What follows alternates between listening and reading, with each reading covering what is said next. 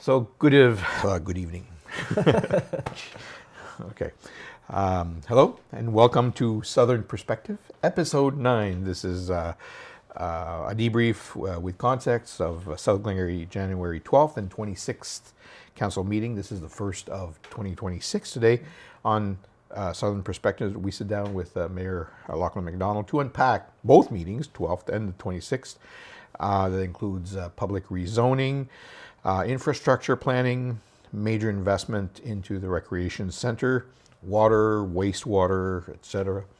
We had a couple large meetings, so welcome, Lachlan. Well, thank you for having me. So you've had some public meetings, rezoning and transportation. So you held a public meeting regarding a request to rezone a 7.4 acre property near Curry Hill interchange from highway commercial to industrial light. So what is this all about? Industrial light meaning, is there an industry going there? Or? The proponent has said no smokestacks, so that was good. But once we change it from, light commercial to light industrial, or highway commercial, to light industrial, it does allow for heavier uses. That's not the intention now. At this phase, we've just got kind of like basic plans of like, we want to change this. The community has had some opposition to it. Yeah. How did they react? How did they react? Opposition in what sense? They're worried about your typical, like more traffic, safety, pollutants. That particular property is, informally known as Shingle Mountain. There was a previous owner who brought shingles and was going to try and grind them up and turn them to aggregate. So there's some concern over the environmental leachate of that. Okay. And the current proponent, I don't believe, if I understand properly, if they want to use that part of the property all the way to the back, they would have to clean it up. But if they only use the front portion, they wouldn't. So the community was asking, can we tie condition to make sure that pile of shingles can be removed as a condition of the change of zoning? And I don't believe we can. So it's your typical, like they don't want something bigger than what they bought across vehicles, safety, environmental, noise would be your kind of like the ones that they're focused on. Okay. Can you say pretty much what's going in there? We don't know yet. At present, I don't think it's firmed up. Okay. So I don't want to speculate. Okay. All right. So there was also, I guess it was at that same meeting, there was another sort of an addendum, a sort of a transportation depot proposal. Okay, this one on County Road 34 in Lancaster. So this was sort of to establish a transportation depot and repair garage. Yes. And this is supposed on prime agricultural land. So yes. It says. So how much land are we talking about that it takes away from agricultural zoning? Yeah, so that property has like a portion that's residential. The house has since collapsed. It was, I won't get into the history there, but the house is not there. But the agricultural portion would be about 8 acres. Okay. So the whole property would be near 13, maybe 11 to 13. Okay. So that's what we're looking at. They would like to put like a little depot for truck and tractor maintenance, they've said, and okay. Basically for the rest it would be a more so parking lot. 170 some trucks, I think they said could be coming through. The concerns of the citizens are naturally the usual, noise, increased traffic, safety, not the right place. But this one, additionally, they say coming through the village, that amount of traffic, do we want that? And again, taking ag land and turning it into a parking lot is kind of what the community said. So that one, a little different than the other one, because the other one's already zoned commercial highway, so has that use. This will be taking it from ag to commercial use. So we discussed this the other day over the phone. What role does council play when part or final approval comes from county? How does that work? Yes, and I didn't exactly follow up on that one, so I can't answer as specifically as I'd like to. So I apologize. That was a to-do that I haven't got to. But both the counties and the lower tier have a say in it. So it is on a county road, so they have the say whether the zoning can change. The zone, like, there's multiple layers of that. Like you have your local laws, your county laws, and then your provincial.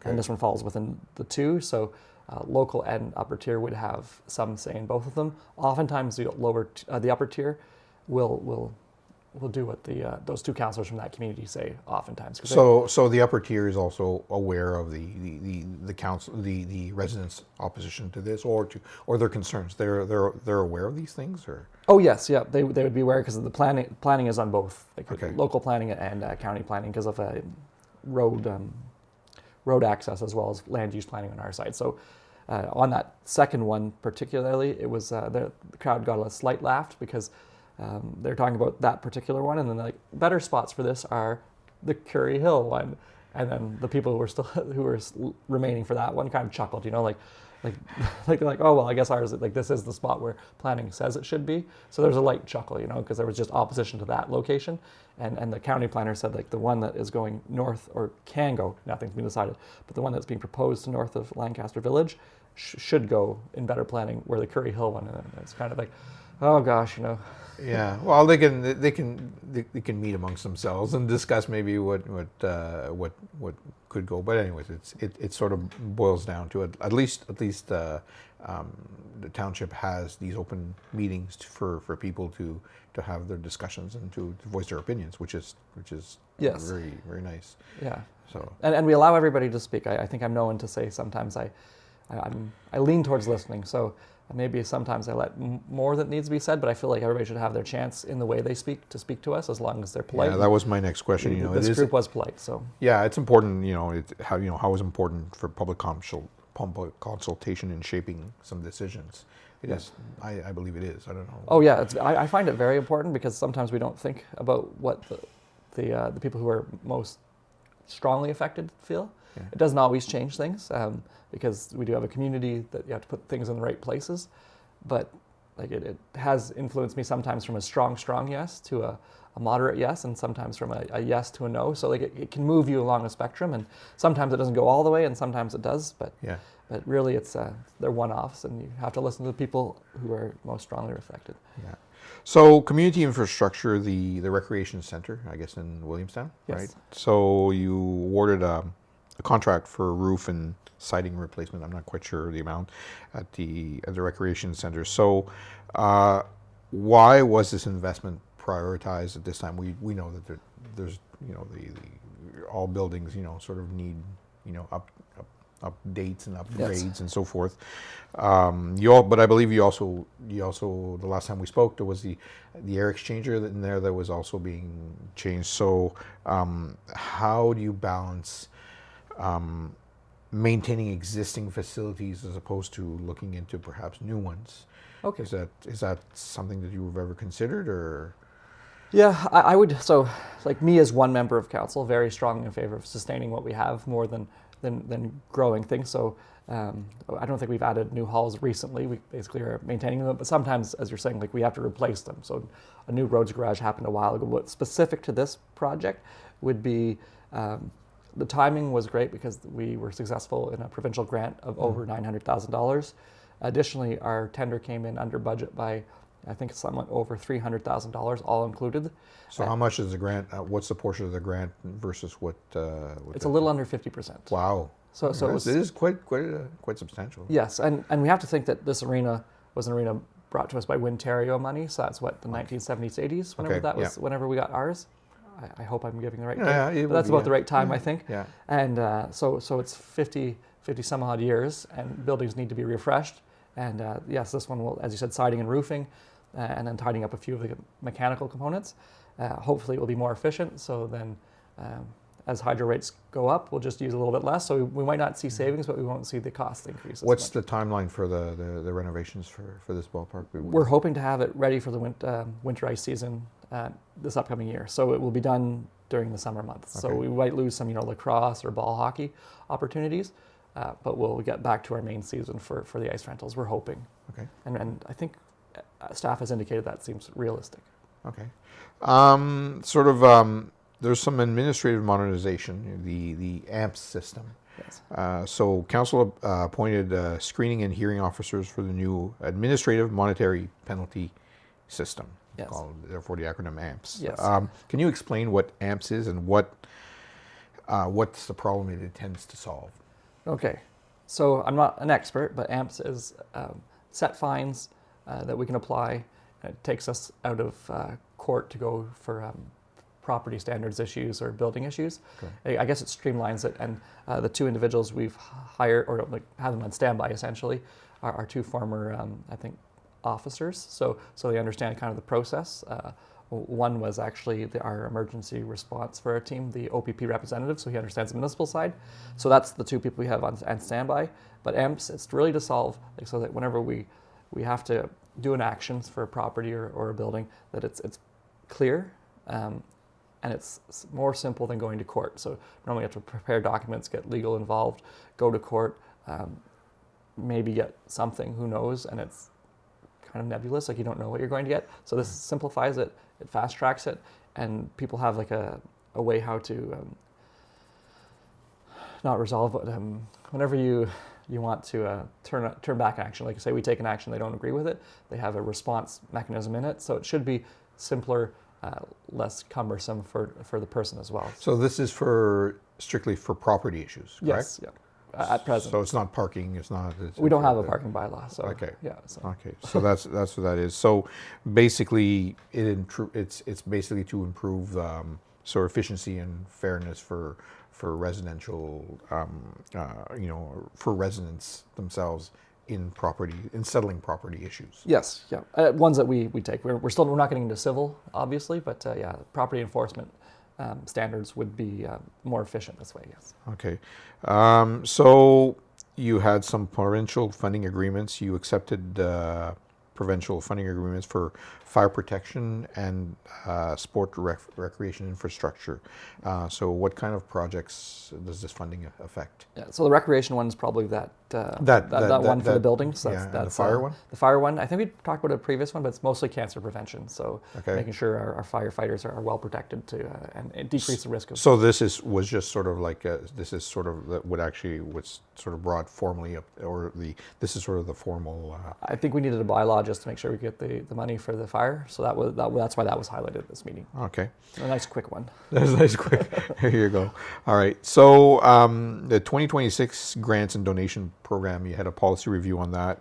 So you reviewed application and discussed sort of tiered funding for a tiered funding approach for the 2026 grants program. Can you explain what are the different grants and donations? What are we talking about? Yeah, so grants and donations can be many and anything. So there's money that goes to the lunches for the Highland Games that we provide. So it's sponsored by ourselves in North Glengarry. Okay. We sponsor Somerstown Trails a certain amount. We sponsor the skating club, the Martintown Horticultural Society, the Martintown Good Timers. Like there's a whole bunch of little things like that. And organizations that they have an outsized benefit to our community, so we support them.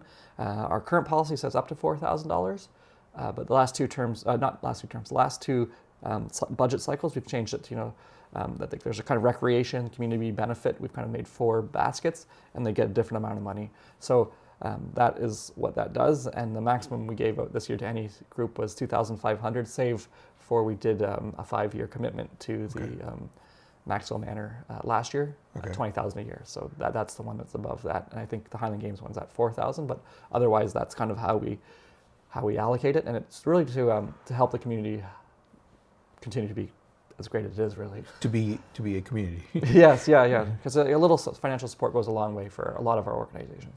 Yeah. Yep. Okay. Biennial Structure Inspection Report. So you received a report assessing 68 municipal bridges. Yes. Okay, and culverts with a 10-year sort of capital outlook. So what does this report reveal in terms of issues? We're like everybody else. Our bridges are getting older, and we don't have perfect funding model yet to be sustainable. So we have increased the amount of money we've spent per year in our 4 years. So our bridges are probably a healthier transfer in and out than many municipalities. But I believe ours, because I'm now getting a little mixed up because we just had the county's one on Monday, but I think we are to spend $2.2 million a year in the next 10 years. But let's say it's 1.5 to 2, and we don't put that much away yet. This is for maintenance itself. Maintenance, rehabilitation, and replacement. So still not very much, but yeah, I mean, we have I forget about say 50 some structures or structural. So many of them are culverts or structural culverts. Yeah. So they're considered bridges. and then 20 or so bridges proper, but they cost so much more money, and it's a double-headed dragon right now because not only have costs increased, particularly in 21 and 22, that has set a lot of the long-term planning slightly askew, because if you're saving 500, now you have to save 800,000. Like, that's a lot to put on the taxes immediately. Mm-hmm. And additionally, the geometric. When you replace a bridge, you often have to build it bigger and better. Mm-hmm. So it costs more, and you're building it bigger and better. So it's a double-headed dragon, and one that we may have talked about, but certainly we did at budget, is Frog Hollow Bridge. So that bridge is going to cost upwards of $1 million to help it, and a higher $1 million amount to replace it if we want. We're looking at getting a hydrogeological study, or the water coming through, to make sure maybe we can undersize that or change the bridge makeup. If the bridge floods every four times a year in the spring, 4 times a year in the fall, otherwise it saves us, say, $500,000, $750,000. Maybe that is the bridge we need for that particular location, because we do ADT, average daily traffic, and it is a lower location. So the world's kind of come to a point municipally where you have to have real conversations about which bridges we can keep open and how we can, if we're being realistic, or we're just going to see bridges slowly fail, and that's not good governance to let a bridge fail. So you take your decision, you either fund it or you change it. So we look at both many times. So. Okay. For water and wastewater capacity constraints, you reviewed capacity challenges, especially with the Glenwater wastewater system. So what are the challenges here, and what do these limitations affect future growth and development? Yeah, I suppose the big number there is minus 16 connections for wastewater, meaning that we're already over allocated. Okay. And wastewater would be sewer. Every municipality is in the same boat, yeah. So we've stalled on growth in Glenwater, aside from what we've already kind of promised. Okay. And by all means, I think we've overpromised, and that goes back a few terms of council, which highlights how important I think the MOU to the City of Cornwall is in this discussion. Yeah. We signed it. We gave money to do the studies, so we're on our way to trying to, as long as City Council and it works for us, to start the conversations to bring their water and wastewater to us, which I think is ultimately the most efficient way how to do it, because they have a waste facility here and we have it here. I think it's 3 kilometers away the crow flies, or maybe a little longer along the road, but I mean, the province doesn't want to fund 2 waste facilities side by each, right? So we're trying to be efficient, not just for ourselves, but for provincial money as well. Okay. But for development, it's in Glenwater particularly, we've over allocated. It hasn't been a problem yet, though. Okay. Grants, donations, and fee waivers. So you approved your 2026 allocations. You granted facility fee some facility fee waivers, and you declined. We had discussed this before. The donation to the Ontario SPCA. So can you give me some examples of the allocation fee waivers, and why was there a decline of that SPCA donation? I suppose the will of councils tends to be do things that directly affect our community. Mm-hmm. So more like your Celtic Hall of Fame. We support the Glengarry Sports Hall of Fame at times. So that's kind of where we're focusing most of our attention. The OSCPA seemed to be, from the conversations of council, that it was slightly outside of what we need to do with the pot of money we have. Okay. So I guess that's a simple answer. What are they requesting? Was it I don't remember. A 5-year commitment of $8,000 per year for their new construction that's taking place in Western Cornwall. So they moved right now they're on Boundary Road. They're moving to where the Kinsman soccer fields are, more like 2nd Street East probably is about there. Okay. So yeah, the SPCA had asked every municipality of varying amounts. So I don't know what the other municipalities said, but our council was clear that we want our money to be more for those groups, supporting the Summerstown trails so that kids can go and have free rentals type of thing. Yeah. So that's a little bit more where our direction is. And that's those are basically some of the grants that you allocated for this year, the Summerstown trails, and for some of those things as well too. Do you have other examples of that, or? Yes, I think we had the Bishop's House. If we haven't had them this year, we've had them several times over the last year too. Because I don't know in year specifically, but yeah, we've given to the skating club. I think we've given to soccer before, but not recently. Is that something that these organizations apply for? And they typically annually, yeah. We have the South Glengarry Pipe Band asks for money for reeds and replacement of kilts for if they have a new member. So like we kind of spread it. That's very community focused. Yeah, because they pipe for us everywhere, right? So Yeah. like we kind of try to give back a little. Yeah. And then all those groups, as I said, like you if you had an ROI, you give a group like that $1, they probably turn it into 10. So like it's money well spent, helping them stay in our community. Okay, so snow clearing for private institutions, we sort of discussed that maybe before on another show. So council revisited sort of snow clearing services under a cost recovery model. Yeah. Can you give me an example of how this works? Or? Yeah, so it came to be that we only had one private entrance, and it was the church on Church of the Wild Winds, and they had requested that we continue to plow their laneway. And we kind of said if we do one, we should do it for all. So we asked administration to see what all the churches' laneways were. Okay. And that came back, and we said that if they need it, we can do it. I think it was $3,700 for the year, so it wasn't a lot. And that we charged them and a potential administrative thing. I do feel perhaps that we undervalued the time to take it off the main routes, right? Like so if you're doing South Service Road, that's more vehicles travel that than a laneway, church laneway. Yeah. But it's nice that if we're going to do one, we can do it for all. And I myself am in favor of like some of our faith-based organizations having that available to them, because I just read in a book that like the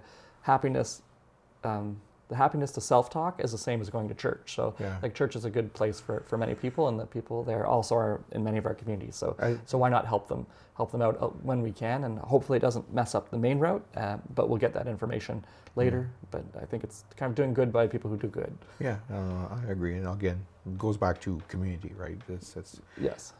Okay, so the other thing too, you had additional infrastructure and administrative businesses, like for example, you addressed the fiber optic rollout. Yes. Sort of heritage committee appointments and cost sharing agreements, and surplus properties. Yes. So fiber optic, what gives? Well, I think they said they were going to be done December 31st, 2025, and it hasn't happened. I can't blame the crews on the ground that are out there minus 20 in the windswept. They were on Little Fifth Road, and Councillor MacDonald mentioned that he saw them there, and I was like, yeah, they were in front of my house for a few days, and those were miserable days. So thank you, if I can, to the crews. It's kind of like hydro one. They kind of get out there it's never the good times that they're out. It's always like ice storm, horrible winter conditions. So kudos on them for continuing it. But I wish they would come in the summer or the spring when it might be a little easier. Yeah. But they're working to get it done, and that's through EORN, the Eastern Ontario Rural Network, bringing fiber optic to. So do they have another sort of date that they push it back? Obviously. We haven't got the update on when that new date is, but seeing them out there in the winter, I mean, it's not the crew's fault. Never blame the people on the ground doing the work. Okay, and the cost sharing agreements, what are those about? So cost sharing agreement would be the MOU, Memorandum of Understanding with the City of Cornwall to potentially bring water and wastewater to Glenwalter. So that we kind of touched on that earlier. Okay. So we've dedicated $50,000 to do the studies they wish. Okay. And that would be, the most efficient use of our dollars is to get the water and wastewater through them in a deal that works for them and works for us. Okay. And the surplus property. Tell us about that.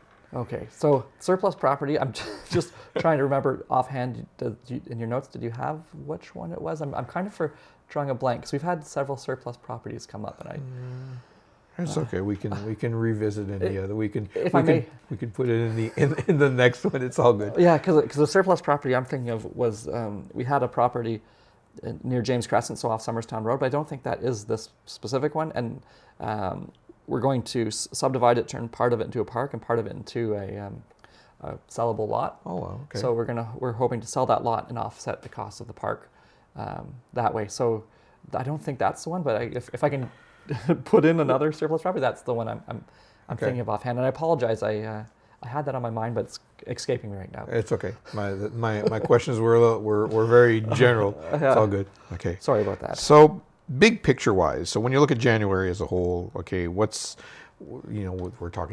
meetings we're sort of condensing 2 meetings into one. Yes. What do you feel, what do you see reflected that came towards council, and what were the priorities, what came out of those meetings as well, including of course the general meeting, or the meeting with the some of the members of the public? Yes, so I'd say the big things are, like, our strategic plan would have land use planning, airport, water, infrastructure, and I think there's organizational effectiveness. So we had talked about organizational effectiveness in some closed session. Can't bring that forward. Yeah. Obviously, in agreement with the City of Cornwall Yeah. with water, that's checking that box.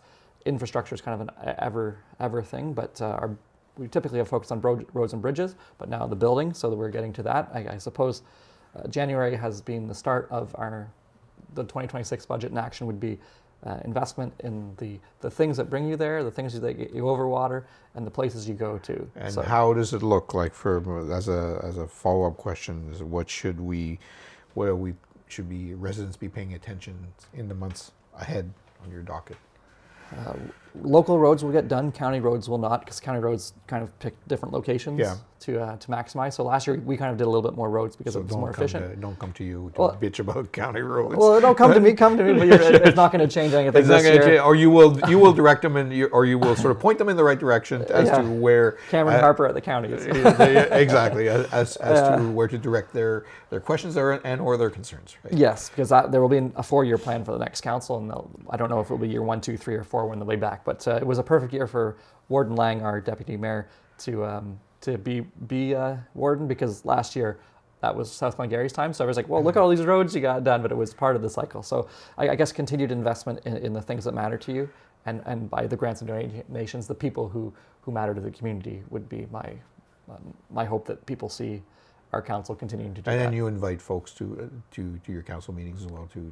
And especially see them online too if they can't make it out to the meetings per se. I would hope, knock on wood, that we don't have a lot of people at many of our council meetings, but when we do, it's typically for an issue. Yeah. So I would hope for the balance, and if I'm wrong, I'll just look at the camera. Please reach out to me. That we've done pretty good by most people for the most amount of people for the community, right? So we can't do everything for everyone, but I hope we do enough good that not having a lot of people at council means that we're not fumbling too much. We're maintaining a steady course, and that when people come, it's because there's an issue, and we're glad to listen. So okay. So, is there anything else you want to touch on as we embark into 2026? Is there something that you feel that you want to bring to light? Again, the election comes up. I was going to say, I'm not going to I'm going to say the election is coming up. So I think you have a lot of politicians on our side keeping their cards close to their chest. A lot of conversations going on behind the scenes. You have to check with your, like for myself, it'd be like, is the first lady, or Casey, is she, she's open to me running again. So that's step one. I've reached out to a few people in the community. We're going to have conversations closer to May, probably June, just to get a beat on the situation. And those people will help me inform my decision, but I'm grateful and glad to do it again, because I've had a bunch of fun. I think I've said before, sitting in the seat of mayor. I know Lachlan MacDonald doesn't matter, but the seat is important, and I hope I'm a good steward of this township while I've been here. And we'll see what May, June, those really in-depth conversations come. But I am leaning towards yes. I kind of think I said that, but it's not like I'm not. Just a lot can change, but I don't want to leave. How do I say this? Nothing's been decided, but nothing's off the table. Okay, and I think for pretty much everybody is the same thing too. Yeah, I would love to have pure clarity. I can't say I'm a career politician, but I do very much love South Glengarry and have enjoyed my time serving folks. Really. Yeah, I guess I've served South Glengarry, counting my treasury experience for the last 12 years, and it's. I came back for a reason. I love this place. Okay. We want to remind folks that the public that putting this together is somewhat of a job. Okay, it takes time, equipment, and folks to put this together, and heart, and also to believe that Glengarry is a special place to live. We all believe that, and there's a reason why we do this. So we do need help in folks contributing to this program and to the programming. So this is sort of like your PBS moment to say, if you can contribute to this in any way, shape, or form, financially or even your time, it would be greatly appreciated. If you feel you can sponsor a segment like this one here, okay, to sort of to support sort of honest sort of political debrief, then by all means. So watch for our posts on social media. We always thank Lachlan for coming in and doing this. This is great opportunity for me to actually sort of even learn more every time we discuss things. I finish, and I when we finish this, I sort of go out a little more enlightened. You know, Are you going to run for council in 2026 with all this? Not even thinking about that. Absolutely not. You know, we can talk about that later. So, thank you, Lachlan, for coming in. As always, it's always a pleasure. Thank you. Don't forget to follow us. I always say, smash the like button, and especially the subscribe button. Subscribe to our YouTube channels. There's a lot of stuff coming up in the near future.